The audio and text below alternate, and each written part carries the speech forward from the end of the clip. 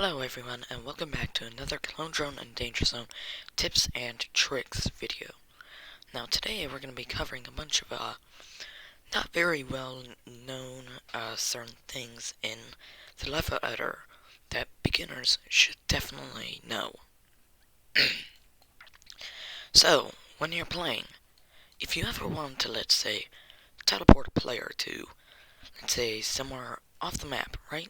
So here we have a platform. I just did this by dragging something using this feature. Not this one, because this one won't allow you to get out of the map. Now, what we could do is create an animation like saying like this. So let's say you're being triggered by a certain event, right?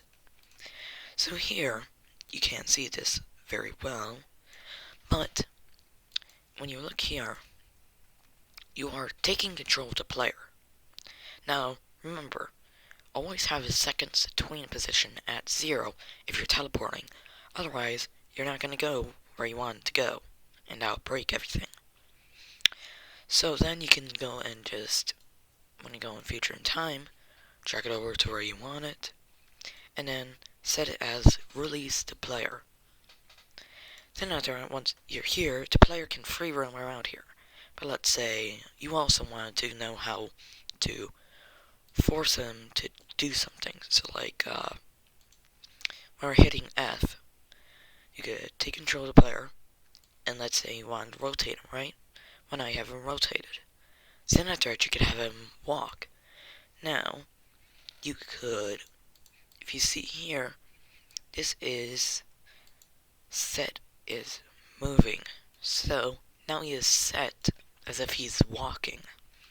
Then, when you move him, he will be in his walking animation. Now see how it says release player? He would be stuck in that walking animation because you're glitching out the system. So when you're doing this, you want to hit unset is moving before you release the player, like in a very small fraction of time, which is not going to be noticeable to the human eye, basically. So, that's one thing.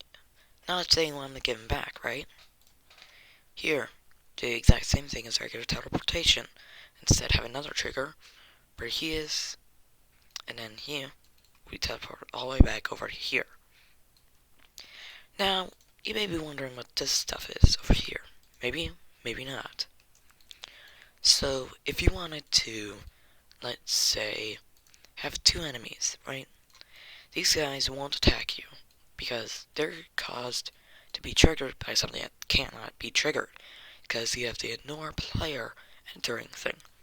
But what I like to do sometimes is actually have it in the air, away from the map, so that even if someone goes to it, there's no definite way of them being able to trigger it.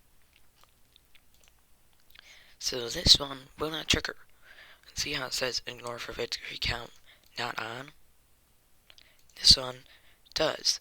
So, if you were to kill this guy, the level would end. But if you kill this guy, the level would not end. This is something important to know, because in animations, you could have a no-trigger enemy that's actually important for the victory count. Let's say in corner of the map. Then you could get hazard, like lava or something, and then move it onto them mid your animation to kill them, and then you could end your level. So that's all we have today for some simple tips and tricks that might be helpful for beginners. Hope you enjoyed, and goodbye.